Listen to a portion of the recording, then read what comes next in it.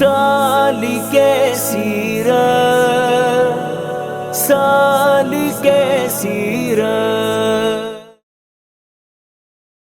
Final round है और इसमें किसी किस्म की हम किसी के साथ नरमी नहीं कर सकते, इसलिए फैसला यही है कि इनका ये जवाब गलत माना जाए और हमारे आज के इस मुकाबला सालिके सीरत बेसिक लेवल के विनर आज के अब्दुल समद,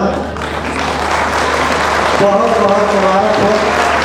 और आज के हमारे रनर अप हमजा। आपका स्कूल कौन सा है? UA foundation secondary school Abdul Samad.